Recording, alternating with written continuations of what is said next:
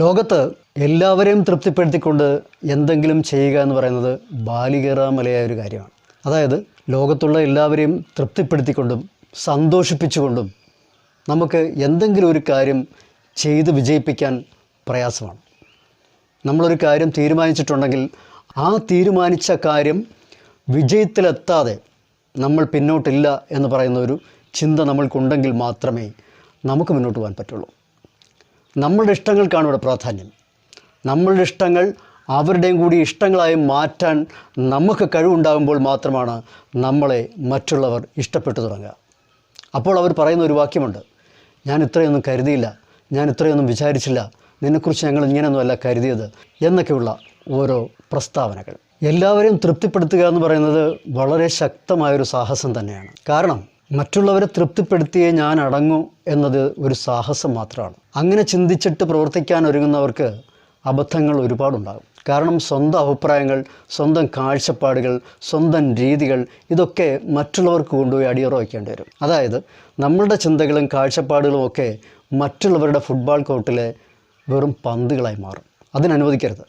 നമ്മൾക്ക് നിലപാടുകളുണ്ട്, ചിന്താഗതികളുണ്ട്, കാഴ്ചപ്പാടുകളുണ്ട്. ഇതിനെ നമ്മളുടേതായ വ്യാഖ്യാനങ്ങൾ കൊടുത്തുകൊണ്ട് അവതരിപ്പിക്കാൻ കഴിയണമെങ്കിൽ നമ്മൾക്ക് അതിനുള്ള പാകത ഉണ്ടാക്കിയെടുക്കാൻ സാധിക്കണം. എല്ലാവരെയും തൃപ്തിപ്പെടുത്തിക്കൊണ്ട് ചെയ്യാൻ നമ്മൾ എന്തെങ്കിലും കാര്യത്തിന് വേണ്ടി ഇറങ്ങി പുറപ്പെട്ടാൽ ഒരു പക്ഷേ എന്തുകൊണ്ട് അങ്ങനെ ചെയ്യാൻ പാടില്ല എന്നുള്ളതിൻ്റെ ഉത്തരം ഞാൻ ഒരുപാട് തേടിയിട്ടുണ്ട്.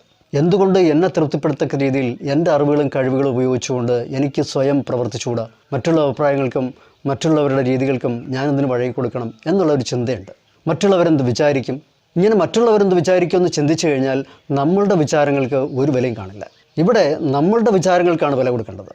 നമ്മളെന്ത് വിചാരിക്കുന്നു, നമ്മളെന്ത് ചിന്തിക്കുന്നു, നമ്മളെന്ത് ചിന്തിച്ചാണ് പ്രവർത്തിക്കാൻ ഒരുങ്ങേണ്ടത് എന്നുള്ളതിന് പ്രാധാന്യം കൊടുക്കേണ്ടതിന് പകരം മറ്റുള്ളവരെന്ത് ചിന്തിക്കുന്നു പ്രാധാന്യം കൊടുക്കാൻ പാടില്ല. നമ്മളുടെ അറിവുകളും കഴിവുകളും ഏറ്റവും മികച്ച നിലവാരത്തിൽ പുറത്തെടുത്തുകൊണ്ട് നമ്മളൊരു പ്രകടനം നടത്തിയാൽ തന്നെ മറ്റുള്ളവർക്ക് അത് ഇഷ്ടപ്പെട്ടു തുടങ്ങുക തന്നെ ചെയ്തിരിക്കും. ഞാൻ നേരത്തെ പറഞ്ഞില്ലേ, നമ്മളെക്കുറിച്ച് ഓരോരുത്തർക്കും ഓരോ കാഴ്ചപ്പാടുകളുണ്ട്. ചിലപ്പോൾ ആ കാഴ്ചപ്പാടുകൾ ചിലപ്പോൾ നമ്മൾ ഉയരും, ചിലപ്പോൾ നമ്മൾ താഴ്ന്നു പോവുകയും ചെയ്യും.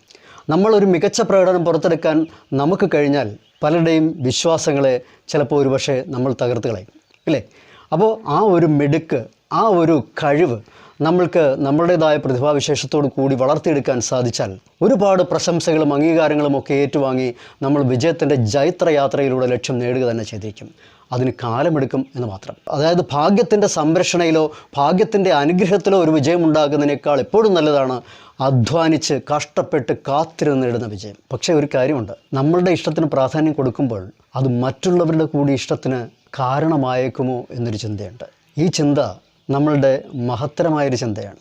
നമ്മളുടെ അറിവും കഴിവും പ്രതിഭാഗുണങ്ങളുമൊക്കെ അംഗീകരിക്കാൻ നമുക്ക് ജനപ്രീതി ഉണ്ടാക്കിയെടുക്കാൻ സാധിക്കുന്ന പാകതയിലേക്ക് നമ്മളുടെ അവതരണ ശൈലിയായാലും നമ്മളുടെ പ്രവർത്തന ശൈലിയായാലും നമ്മളുടെ ചിന്താരീതി ആയാലും ഒക്കെ വരുന്നുണ്ടോ, അല്ലെങ്കിൽ അതിനൊത്തുയരുന്നുണ്ടോ എന്ന് നമ്മൾ സ്വയം ചെക്ക് ചെയ്യണം. ചെക്ക് ചെയ്താൽ മാത്രമേ നമ്മൾക്ക് വേണ്ടത്ര ഇഷ്ടക്കാരുണ്ടാവുകയുള്ളൂ. ഇവിടെയാണ് ലൈക്കുകൾ എന്ന് പറയുന്ന കാര്യത്തിന് പ്രാധാന്യം കൊടുക്കുന്നത്.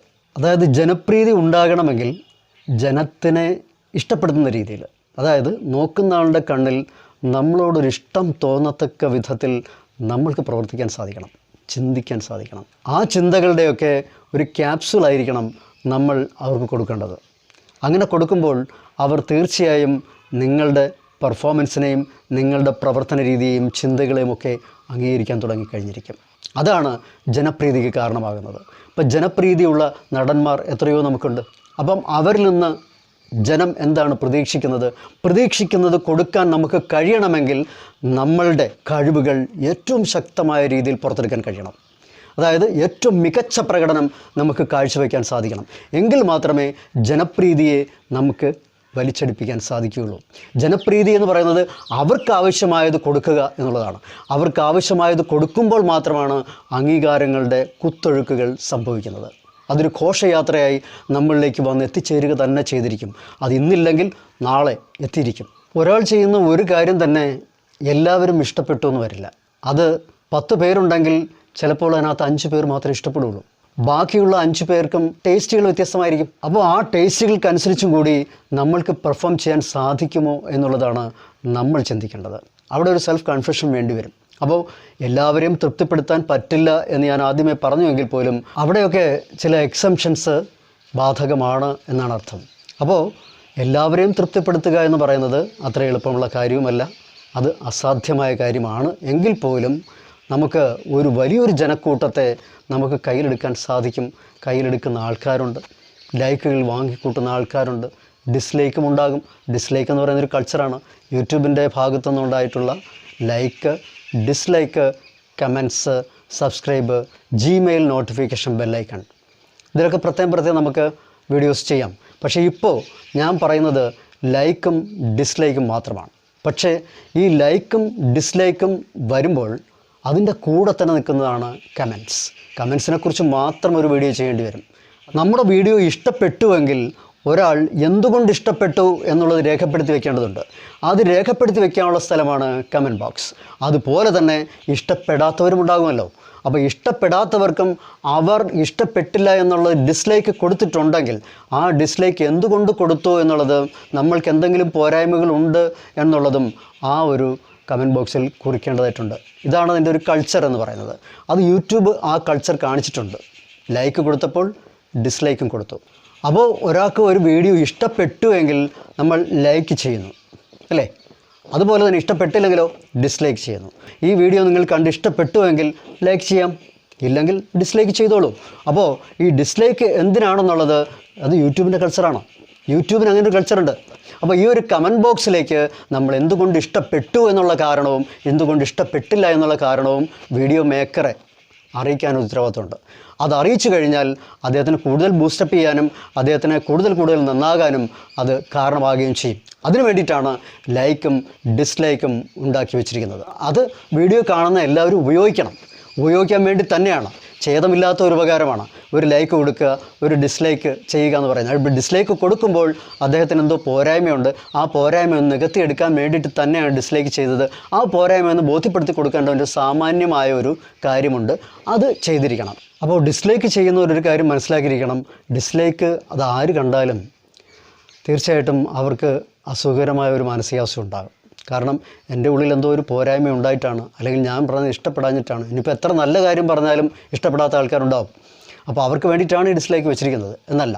അപ്പം എന്ത് നല്ല കാര്യം പറഞ്ഞാലും അത് തുറന്ന മനസ്സോടെ ഉൾക്കൊള്ളാനും മനസ്സിലാക്കാനും കഴിഞ്ഞാൽ നമ്മൾ ഡിസ്ലൈക്ക് ചെയ്യില്ല. പക്ഷേ നമ്മൾക്ക് എന്തെങ്കിലും എന്തെങ്കിലും നെഗറ്റീവായിട്ടുള്ളൊരു മാനസികാവസ്ഥ ഉണ്ടാകുമ്പോഴാണ് ഡിസ്ലൈക്ക് ചെയ്യുന്നതെങ്കിൽ തീർച്ചയായിട്ടും അപ്പോൾ അത് പ്രവർത്തിക്കാതിരിക്കുക. ഒരു കയ്യടിയുടെ ഗുണം ചെയ്യും എപ്പോഴും ഒരു ലൈക്ക്. അതുകൊണ്ട് തീർച്ചയായും ഇത് ചെയ്യുന്നവർ ഒരുപാട് ബുദ്ധിമുട്ടിയും പ്രയാസപ്പെട്ടും കഷ്ടപ്പെട്ടുമൊക്കെയാണ് ഒരു വീഡിയോ ചെയ്യുന്നത്. അവരെ ഒന്ന് സപ്പോർട്ട് ചെയ്യുക, അവരെ ഒന്ന് പിന്തുണയ്ക്കുക, നല്ല രീതിയിലുള്ളൊരു വർത്തമാനം അവർക്ക് കമൻ്റായിട്ട് കൊടുക്കുക എന്നൊക്കെ പറയുന്നത് അവരുടെ ഡെവലപ്മെൻറ്റിന്, അവരുടെ ഇമ്പ്രൂവ്മെൻറ്റിന്, അവരുടെ വളർച്ചയ്ക്കൊക്കെ ഒരു ചെറുകൈ സഹായമാണ് നമ്മൾ ചെയ്യുന്നത്. എങ്ങനെ? ഒരു ലൈക്കിലൂടെ. അതൊരു കയ്യടിയുടെ ഗുണം ചെയ്യും എന്ന് നേരത്തെ പറഞ്ഞു കഴിഞ്ഞു. അതുകൊണ്ട് അസുഖകരമായ കാര്യങ്ങൾ ആരോടും ചെയ്യാതിരിക്കുക. സുഖകരമായ കാര്യങ്ങൾ അവരെ വളർത്താൻ വേണ്ടി നമുക്കൊരു ചെറുവിരൽ പ്രയോഗമെങ്കിലും നടത്താൻ കഴിഞ്ഞാൽ അത് ഏറ്റവും വലിയൊരു പുണ്യമായി, ഏറ്റവും വലിയൊരു കാര്യമായി മാറുകയാണ് ചെയ്യുന്നത്. യൂട്യൂബേഴ്സ് ആകാൻ ആഗ്രഹിക്കുന്നവർ എപ്പോഴും നല്ല ക്ഷമയുള്ളവരായിരിക്കണം. ക്ഷമയില്ലെങ്കിൽ പിടിച്ചു നിൽക്കാൻ സാധിക്കില്ല. കാരണം ഈ മനുഷ്യലോകം എന്ന് പറയുന്നത് വളരെ കുഴപ്പം പിടിച്ചതാണ്. നെഗറ്റീവ്സും പോസിറ്റീവ്സും നെഗറ്റീവായ ധാരണകളും തെറ്റിദ്ധാരണകളും ഒക്കെ കൂടിച്ചേരുന്ന ഒരു ലോകമാണിത്. അതേപോലെ ശരിയായ ധാരണകളുണ്ട്, നല്ല ധാരണകളുണ്ട്, ശരിയായി ഉൾക്കൊള്ളാൻ കഴിയുന്നവരുണ്ട്, നല്ല പെരുമാറ്റമുള്ളവരുണ്ട്, മോശപ്പെട്ട പെരുമാറ്റമുള്ളവരുണ്ട്. ഇങ്ങനൊരു ഡൈവേഴ്സിറ്റി എവിടെയും നമുക്ക് കാണാൻ പറ്റും. ഈ ഡൈവേഴ്സിറ്റി നിലനിൽക്കുന്നിടത്തോളം കാലം നമുക്ക് ഡിസ്ലൈക്സും ലൈക്സും ഡിസഗ്രീസും എഗ്രീസും ഒക്കെ ഉണ്ടാകും, ഇല്ലേ? അപ്പോൾ അതിനെയൊക്കെ തരണം ചെയ്ത് മുന്നോട്ട് പോകാനുള്ള ഒരു മാനസികാവസ്ഥ നമുക്കില്ലെങ്കിൽ നമുക്ക് പിടിച്ചു നിൽക്കാൻ സാധിക്കില്ല. അപ്പോൾ ഡൈവേഴ്സിറ്റിയെ ചൂണ്ടി എൻ്റെ നെഞ്ച് തകർത്ത, അല്ലെങ്കിൽ എനിക്ക് തിരിച്ചറിവുണ്ടാക്കിയ ഒരു വാക്യമുണ്ട്. No one is perfect in everything. ഈ പറയുന്നത് ഞാൻ ഉൾപ്പെടെ ഉള്ള കാര്യമാണ് പറയുന്നത്. ആരും പെർഫെക്റ്റ് അല്ല ഒന്നുകൊണ്ടും. അപ്പോൾ ആരും ഒന്നുകൊണ്ടും പെർഫെക്റ്റ് അല്ലാതിരിക്കെ നമ്മൾക്ക് ഇഷ്ടങ്ങളും അനിഷ്ടങ്ങളും ഉണ്ട് എന്നിരിക്കെ തീർച്ചയായിട്ടും ഇഷ്ടക്കാരെയും അനിഷ്ടക്കാരെയും ഒരേപോലെ തന്നെ സ്വീകരിക്കാൻ നമ്മൾ തയ്യാറാകുക തന്നെ വേണം. അപ്പോൾ ഈ വീഡിയോ അവസാനിപ്പിക്കുന്നതിന് തൊട്ട് മുമ്പായിട്ട് ലൈക്കിനും ഡിസ്ലൈക്കിനോടൊപ്പം തന്നെ പറയേണ്ട ഒരു വിഷയമാണ് കമൻറ്റ്. പക്ഷേ കമൻറ്റിനെ കുറിച്ച് ഒരൊറ്റ വീഡിയോ തന്നെ വേണ്ടി വരും. ഈ ഒരു വീഡിയോയിൽ അത് പറഞ്ഞു തീർക്കാനായിട്ട് സാധിക്കാത്തതുകൊണ്ട് തൽക്കാലം അടുത്ത വീഡിയോയിൽ കമൻറ്റ് എന്ന് പറയുന്ന ഒരു സെഷനെക്കുറിച്ച് മാത്രം ഒരു വീഡിയോ ചെയ്യുന്നു. Wait and see, stay tuned. അപ്പോൾ ഈ വീഡിയോ ഞാനിന്നിപ്പോൾ അവിടെ അവസാനിപ്പിക്കുകയാണ്. ഇന്നിപ്പോൾ ഈ വീഡിയോയിലൂടെ എനിക്ക് ഇത്രയും മാത്രമേ നിങ്ങളോട് പറയാനുള്ളൂ. ഞാൻ വൈൻഡപ്പ് ചെയ്യുന്നു. Thank you.